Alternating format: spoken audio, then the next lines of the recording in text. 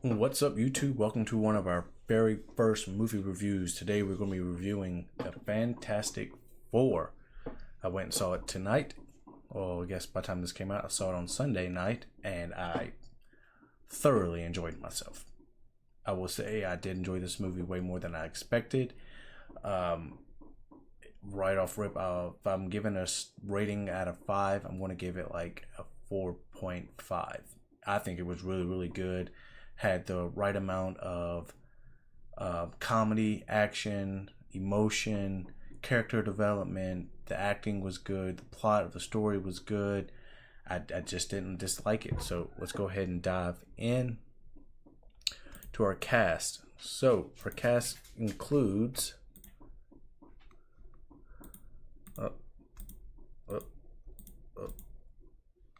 we have from left to right. We have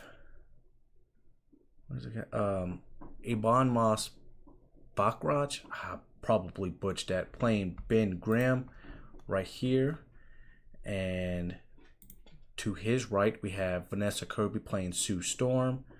We all know who this beautiful, handsome man is here. This is Pedro Pascal playing Reed Richards. And playing the Human Torch, we have Joseph Quinn. I know a lot of people have been kind of aggro about Pedro Pascal being in every movie here recently, but hey, if you're at the top of your chops and you're the best of the best at the time, I don't see why not. Would I have rather seen John Krasinski? Yes, I think he looks like Mr. Fantastic in my mind. He looks like Reed Richards, and how he portrayed him in the Doctor Strange movie, hey, I was locked in. But if we're going to talk about each character individually, Thing, Fire, the CGI was amazing. His comedic relief, his undertone of emotion, it was spot on.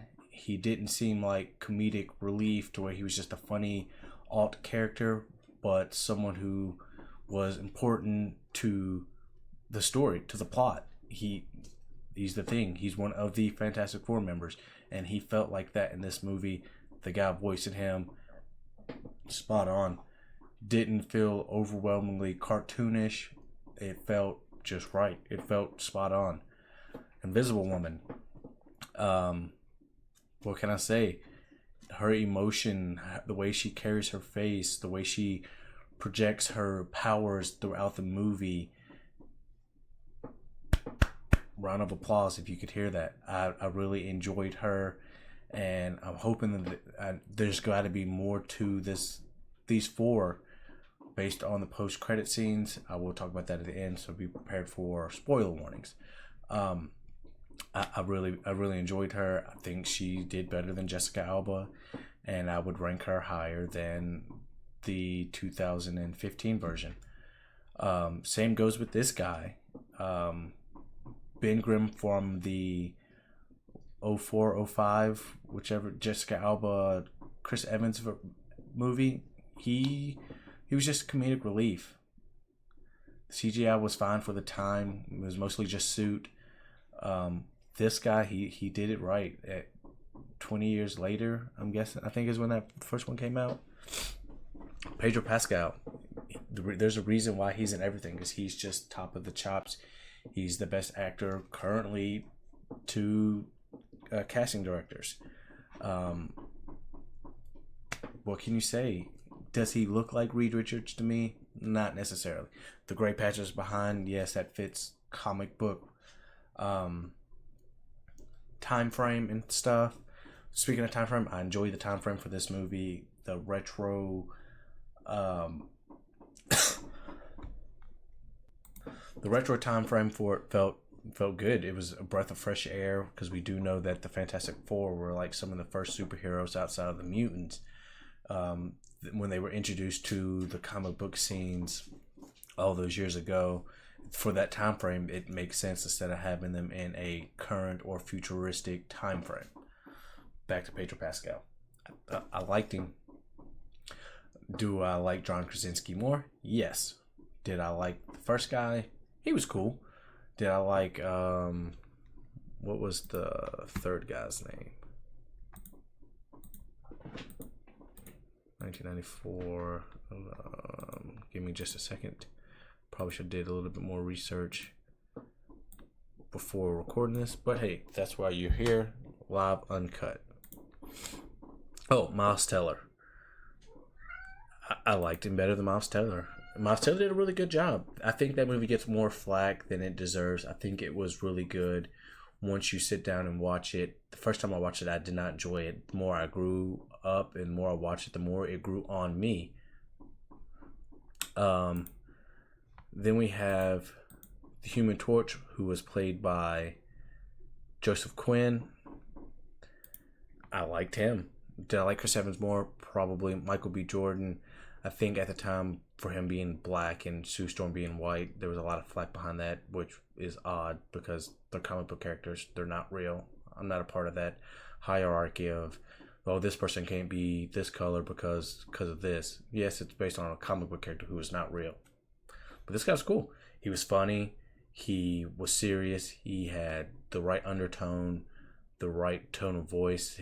The way they CGI'd his fire and his abilities was good. Really enjoyed it. So here are all four Mr. Fantastics up to date. 1994, 2005. When did John Krasinski play Mr. Fantastic? Krasinski, Mr. Fantastic. What was that? 2025. 2022. So 2022 and then 2025. I'm going to say rank him first, second, third, 1994. I haven't seen that. It came out the year before I was born. Sue Storms, 1, 2, 3. Haven't seen it. Gets an incomplete. I just think she did a better job. Jessica Alba was, as much as it's going to suck to say it, she was just there for the looks. Jessica Alba was a good actress, but when it comes to portraying the character, I feel like she did the best job. The Human Torches. This doesn't have the fourth guy. Incomplete. 1, 2, 3. Michael B. Jordan was still getting his acting chops under wrap at this point in his career, even though we had seen him in previous things like The Wire, Fruitvale Station, Hardball. He was still young and up and coming at this point, up and coming in air quotations, because obviously he had a discography up to this, a cinematography, whatever it is. 1, 2, 3. He was just too much of comedic relief, which I know is probably more comic bookly accurate. But for the big screen and for the time of the movie this takes place, he did the better job. Fight me. Your Ben Grimm's. 1, 2, 3. Didn't really like this guy. Like I said earlier, comedic relief. Did everything right, from being funny to being serious to portraying Ben Grimm as a comic book character. I just overall enjoyed this guy. You probably can't see my mouse, more than the other two. We got to see the Silver Surfer as a woman. I know there was a lot of flack behind that. She's not a woman, blase blase.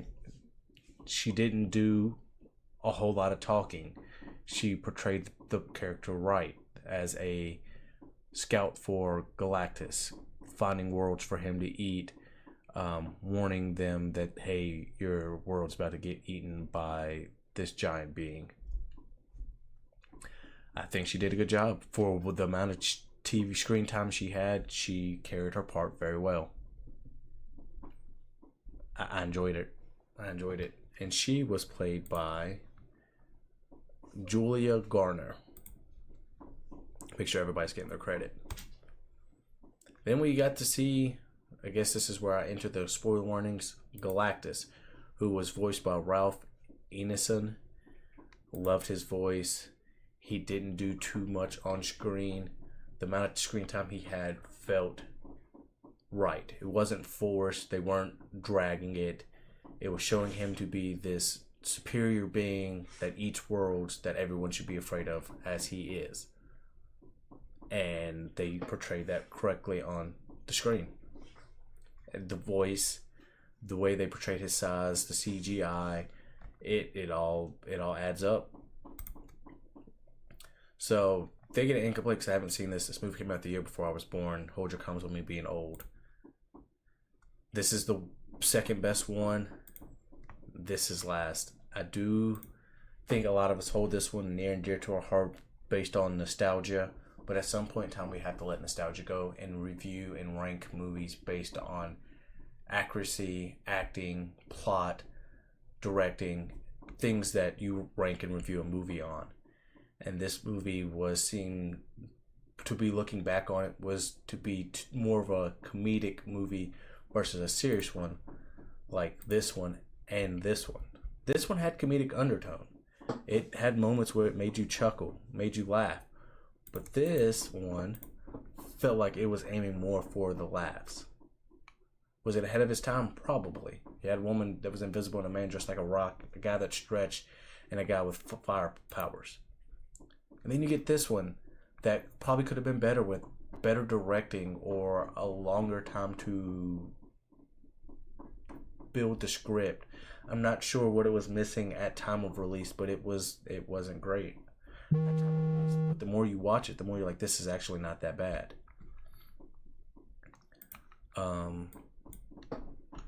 Fantastic Four.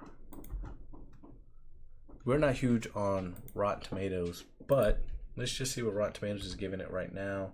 Rotten Tomatoes is giving it an 87 on the tomato meter and a 93 on the popcorn meter. If we look at the 2015 version, it's giving a 9% on the tomato meter and an 18% on the popcorn meter. And if we look at the 2005, it's getting a 28 on the tomato meter and a 45 on the popcorn meter. What relevance does that really have? None in at all actuality. I'm just basing it, showing you what other people are saying based on the three. Rotten Tomatoes wasn't around when the first one came out in 1994, but if we must check it, 33 on the tomato meter, 32 on the popcorn meter. If we go and read the reviews for the 2025 version, it's hard to not walk out of theater without a happy smile firmly planted on your face. Top critic.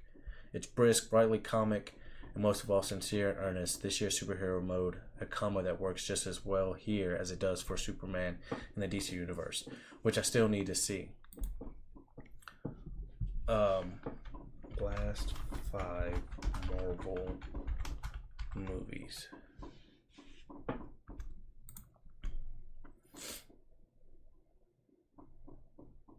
So this is saying the last 5 is Doctor Strange, Spider-Man No Way Home, Eternal, Shang-Chi, and Black Widow, which does not feel correct because I guess you're not counting Wolverine, Deadpool and Wolverine, but you also have Captain America,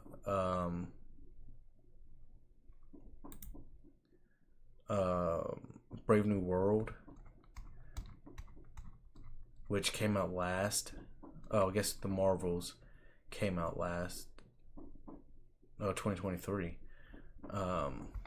Still haven't seen that. Wasn't super ecstatic to see it.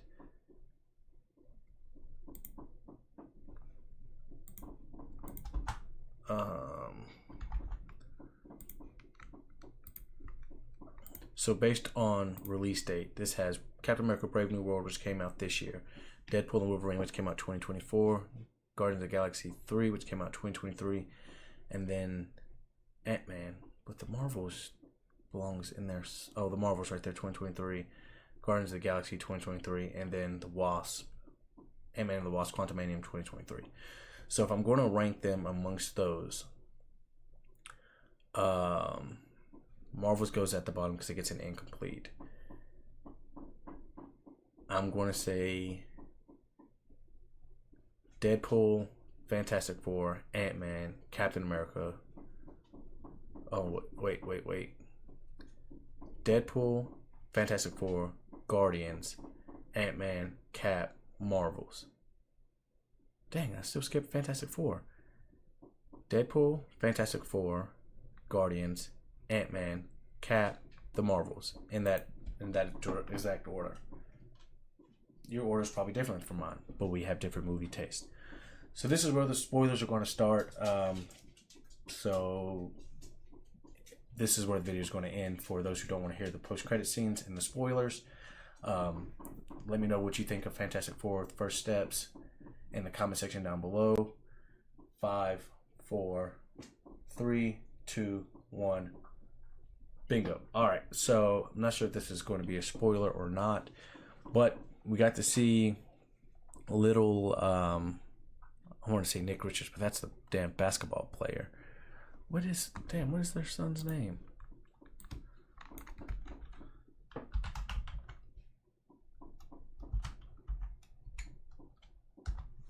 Franklin Richards. Got to see Franklin Richards get born. We got to see him use his powers to bring back Invisible Woman. We know that he was the main focal point of this movie outside of Galactus, as Galactus wants Franklin to be what feeds him so he doesn't have to continue to be hungry. I'm excited to see where they go with Franklin Richards, because we all know Franklin Richards is super powerful. One of the most powerful mutants, if not the most powerful mutant within comic books. We did get to see I'm saying a lot. Dr. Doom at the end. Was it Robert Downey Jr.? We never know, because we do know that's part of an alternate universe. Then the other post-credit scene was just showing like the cartoons, which I'm thinking is showing like further villains for them, because you saw like the Sentinels and all these other villains book comic cartoon show. Back to Doctor Doom, it did say that they will return for Avengers Doomsday 2026, so we're all ready for that. We do know that movie is going to be the hypest hype of all of 2026. I'm looking forward to seeing who this Doctor Strange is. Is it going to be Robert Downey Jr.? Is it going to be the guy from the 2005, the guy from the 2015, or is it going to be... It could be literally anyone. I will say that my original pick for Dr. Doom was homeboy from Peaky Blinders. His name is Cillian Murphy. I think he would have absolutely cooked as him. I've seen some Photoshop fan edits as him as Dr. Doom, and that shit looks fire, and we know that he's a great actor. But I guess we're going to have to wait till 2026 to see who actually is behind the underneath the hood. We saw him kneel down with Franklin holding the infamous Doctor Doom mask in his hand, hood cover, so we don't know who's underneath the hood. So, to end this, I give this movie a 4.45 out of 5 stars on the Gambino rating. Let me know how you feel. Do you want to see more of these movie reviews? If not, I don't know what to tell you. I'm going to continue to do it. I'm trying to broaden my horizon for videos, for content. But that concludes the video. Make sure you leave a like, comment, and subscribe. Until next time, peace.